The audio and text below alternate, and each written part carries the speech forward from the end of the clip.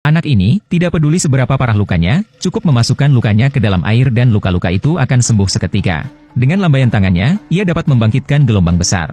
Ia adalah Perci, putra Poseidon, Raja Laut, tetapi ia tidak tahu identitas aslinya. Legenda mengatakan bahwa pada zaman dahulu kala, dunia diperintah bersama oleh Zeus, Dewa Langit, Hades, Raja Dunia Bawah, dan Poseidon, Dewa Laut. Tetapi para dewa begitu bosan dengan kehidupan mereka sehingga mereka akan datang ke dunia fana dari waktu ke waktu, menemukan wanita pilihan mereka untuk jatuh cinta dan melahirkan keturunan setengah manusia, setengah dewa.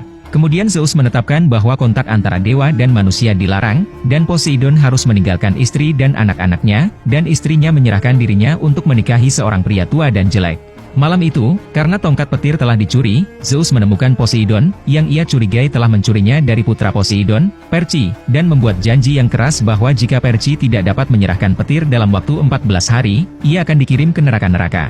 Segera setelah berita itu menyebar, Perci dikejar oleh Dewi Pembalasan. Untungnya, Poseidon telah mengatur seorang penjaga untuk menyelamatkan Perci tepat pada waktunya.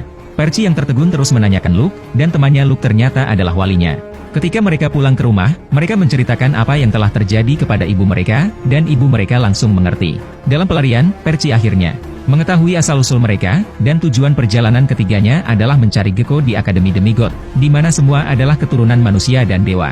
Ketiganya tiba di pintu masuk akademi, tetapi sebagai manusia, ibu mereka tidak dapat masuk.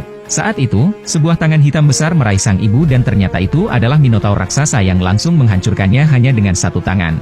Marah, Perci mengumpulkan keberaniannya dan kemarahan batinnya meledak seketika. Dengan pedang panjang di tangan, ia menghabisi monster itu dalam 3 atau 2 pukulan dan kemudian pingsan.